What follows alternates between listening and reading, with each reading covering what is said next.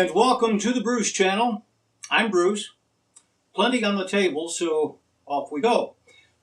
But first, I'd like to thank those who wrote expressing concern about last week's weather.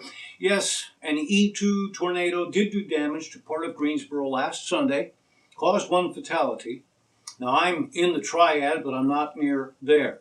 Years ago, I did live in Rockingham County, and they too were hit pretty hard. And in fact, Governor Roy Cooper named both parts of Guilford and parts of Rockingham County disaster areas. So again, thanks to those who asked.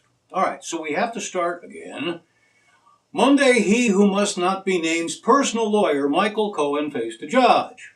In the Stormy Daniels case, it had been argued by Daniels' side that Cohen wasn't entitled to invoking attorney-client privilege because he acted more like a businessman than a lawyer, and in fact didn't have many clients, which raised the issue. How many clients do you have? The judge asked. How many clients? The answer was 3. The president, for whom Cohen is the fixer, remember, Cohen said he paid Daniels not to reveal the affair. Elliot Broidy, a Republican operative who had an affair with a Playboy model who then became pregnant. Again, the fixer, Michael Cohen, paid her off and apparently arranged an abortion. But who was the third? On Monday, Cohen's lawyer argued that the third was a public figure who had specifically requested that his name not be made known. The judge says, And so the courtroom then gasped when it was revealed to be Sean Hannity. Now later on the air, Hannity said he was not a client, he never paid Cohen, he only asked legal advice now and again. But a couple of things don't jive. If he wasn't a client, why did he request his name not be made public? And 2 lawyers and doctors, they are always being asked for informal advice at parties and other get-togethers. It's de rigueur. But if I'm at a party and ask a doctor, guest there, informally about, say, a rash, the doctor wouldn't consider me a patient. If I were at a different party and I were to ask a lawyer, again, informally, say, roughly what does it cost to incorporate, or something else equally benign, that lawyer would not consider me a client. But Cohen listed Hannity as his third client. It doesn't just smell funny, it stinks, it reeks. One of the pundits noted that if your lawyer has more lawyers than clients, maybe you should have a different lawyer.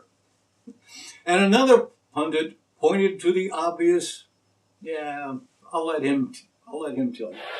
Cohen only has 2 other clients, and all he does for them is pay off mistresses. Which raises the obvious question, who did Sean Hannity have sex with?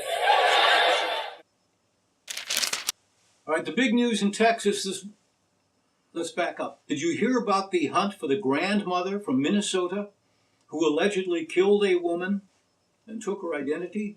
The story begins a month ago. Lois Reese has been on the move. A couple of weeks ago, her husband hadn't shown up for work for a couple of weeks. No word, nothing. He was discovered shot to death in his home, and Lois Reese wasn't around, but they tracked her movements. They knew she was addicted to gambling. They knew she was in Iowa and then other places. And then in Fort Myers, Florida, a surveillance camera captured her talking to a woman who looked just like her. And that woman was shot to death. It's believed that Reese took off with her car, her credit cards, and assumed her identity. I mean, this is like out of a mystery novel or a TV episode. Well, the good news is she was captured just days ago in Texas and will likely be extradited to Florida and or Minnesota. Okay, likely you heard about the Southwest Airlines flight bound from LaGuardia, New York to DFW in Texas. Shortly after takeoff, the left engine of the Boeing 737 exploded. In an engine like that, there are 24 fan blades. One of them let go. And after breaking off, it crashed around in the engine, breaking off lots of other stuff. Some of which damaged the wing, and some of which smashed the window in row 14. Jennifer Riordan, a wife, a mother, a banker, was in 14A, and even though she was wearing her seatbelt, We've all seen in the movies rapid depressurization in the cabin, and she was pushed halfway out the window. One passenger held onto her, and then with another passenger's help, they pulled her back into the cabin. Of course, the oxygen masks had all come down. The pilot descended as quickly as possible to a safe breathing altitude, which is around 10,000 feet. Miss Riordan was unconscious, so a retired nurse and an EMT on board did CPR until the plane made an emergency landing in Philadelphia. She was rushed to a hospital, but she died. Official ruling: blunt force to her head, neck, and torso. Imagine, you're sitting in your seat. Bang! Instant depressurization. So the pressure instantly pushes you out an airline window. They aren't that big, you know. So, yeah, you'd have to be banged up by blunt force to instantly be pushed through a small hole like that. The only saving grace, surely she didn't suffer. Bang! No time to react, probably not even time to know something happened, and you're unconscious. The captain was Tammy Jo Schultz, who's been a pilot for 3 decades. In fact, she was one of the very first female naval aviators. She was a fighter pilot. She's landed, therefore, on pitching aircraft carrier decks. So she and the crew did what they were trained to do, landing the plane safely, and she received a lot of praise, and it's justifiable. They communicated calmly and requested the longest runway. They needed that because, you know, with only one engine, they couldn't turn on the reverse thrusters. By the way, you can hear the entire conversation between the plane, air traffic control, and ultimately tower control. You can Google it. It's out there online. So Southwest Airline 1380 or Tammy Jo Schultz, if you Google any one of those, you'll find it, I'm pretty sure. So you've been on planes, and I've been on planes. This is the first passenger death on a U.S. airline since 2009, which is a credit to aeronautical safety. You know how the NTSB investigates painstakingly all the crashes and other accidents? The result is they learn what caused a crash, and gradually, one step at a time, eliminating one cause after another, flying is safer than ever. By the way, taxes pay for those investigations. That's part of the swollen federal government modern Republicans complain about. A couple of other points. A fan blade broke off. Metal fatigue, it's believed. But because that is a known risk, there's a shield around it designed to keep broken parts from escaping and damaging the wings, the fuel tanks in the wings, hydraulic lines in the wings, and yes, the cabin. So it was the shield, the casing, that actually didn't do its job. And that's what they will certainly focus on a lot, not the only thing they'll focus on. Another note, that engine had just been serviced last weekend. Now, I'm not an engineer and I'm not an aircraft mechanic, but I've worked on cars, I've worked on other machines. Think of any machine. It's working fine. You take it apart, you do a little something, you put it back together, and it almost immediately fails. It strikes me as likely that something in that procedure was done incorrectly. Final note, a bandmate of mine from decades ago died some years ago of leukemia. Ted Kennedy died of brain cancer. Steve Jobs died of pancreatic cancer. No one wants to die. We all will. In the examples I just cited, whatever thoughts they had, whatever doubts they considered as they confronted their impending mortality, they had time to do it. They could say their goodbyes. Jennifer Riordan, a wife, mother, banker, doubtless was looking forward to returning to her home in Albuquerque and seeing her family. Bang! She's unconscious. And I've said it before and likely will say it again. Gather your rosebuds while you may. Hey, let me tell you about my book, Shrink. Or wait, I can let others do it.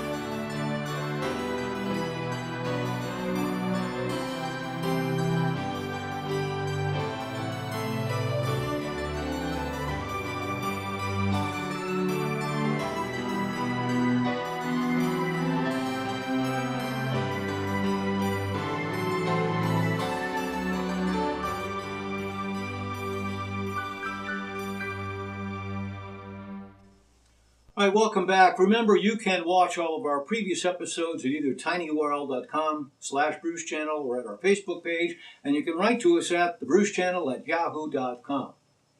All right, so at least two parents, that is parents of two different students who were killed in the Sandy Hook school massacre of a few years ago, are suing crazy man Alex Jones. Good. I hope more join them. Now, he plays this crazy man, this crazed conspiracist. Maybe he is. But as you recall, during a child custody court battle last year, his lawyer said, nah, he's just a performance artist. I think he's scum, but he's just a performance artist. Well, you know, when he rants and raves and says the government faked the massacre, hired actors, said the students who were killed weren't really killed, and that it was all plot so that the government can come and get your guns, there are thousands and thousands of feeble-minded individuals who don't know he's a performance artist. Instead, they ingest that bile, they drink it, they digest it, and they believe it. So for years, the parents who have had to deal all this time with the sudden and irrevocable loss of their kids also receive these hateful messages and threats from those who believe this bottom-feeder's swill. They don't know he's a performance artist. And so they've had enough and are suing him. Good. I hope more join them. I hope they win.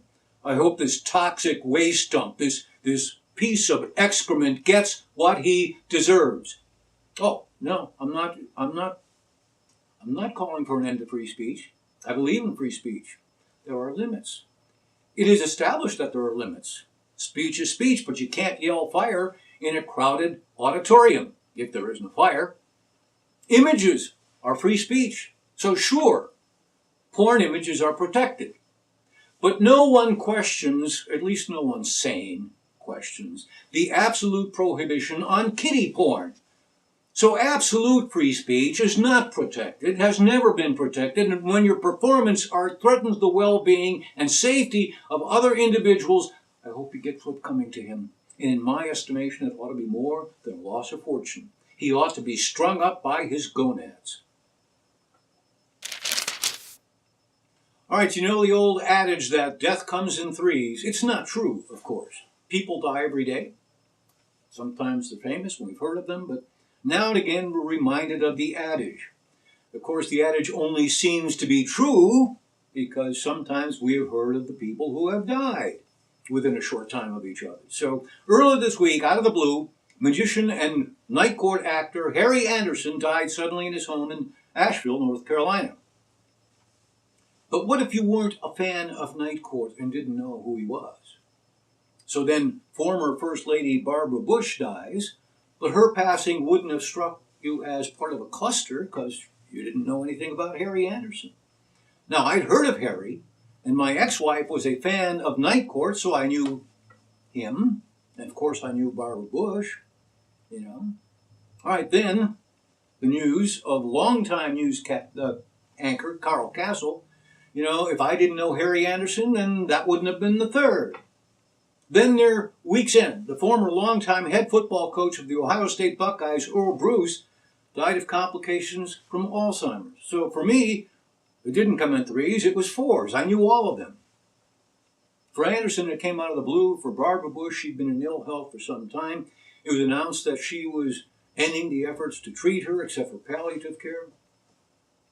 As mentioned just before, sometimes we know it's coming, sometimes not. Gather ye rosebuds.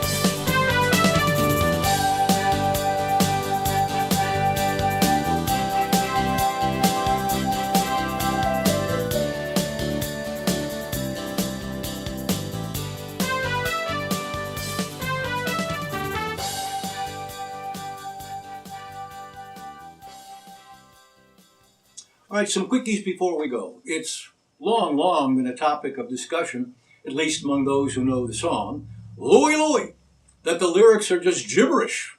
If I remember correctly, a long time ago in the cartoon strip Doonesbury, I think, the point was made they were talking about Louie Louie. No one knew what the words. It might have been Bloom County. Anyway, there is no dispute whatever that the lead singer of the Kingsmen was singing in their 1963 recording. It certainly wasn't clear. Take a listen.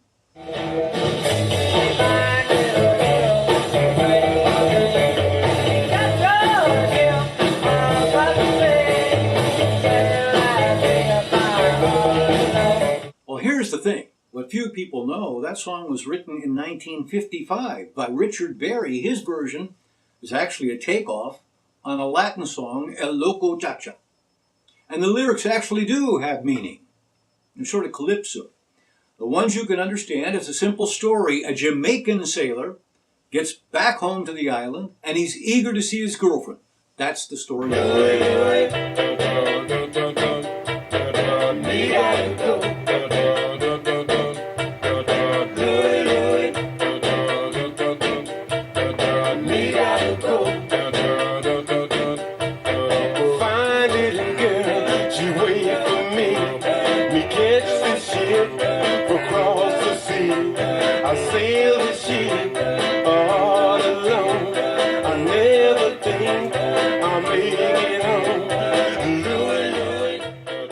Now you know. All right, I saw this the other day at Salon. They were referencing an article in Time. You know what? Maybe it's just me, but I think it might have interested a lot more people if scientists were close to finding an anti-aging pill. Maybe it's just me. All right, upcoming this week. For starters, today, of course, is Earth Day. What you do or do not think about it, what you do or do not know about it, may not matter. But it is our home. Perhaps we ought to take better care of it. Tomorrow, sort of a nice coincidence, every April 23rd is English Language Day. And every April 23rd is also Talk Like Shakespeare Day. So, good luck with that. Hail and fare thee well, and may Dame Fortune smile upon thee, as thee seek to pursue that which ye seek in this life, before it wafts away as does the last trifle of smoke from yon dying ember. All right, every April 24th is the start of going without a diaper for a week. Diaper-free for a week, that's it. And for me, that is no problem. April 25th is Golf Day. For me, that's no problem. Thursday, April 26th, is Hug an Australian Day. That's going to be a problem. All right, so whether or not you find an Aussie to hug or not, I hope your entire week is the best one you've ever had.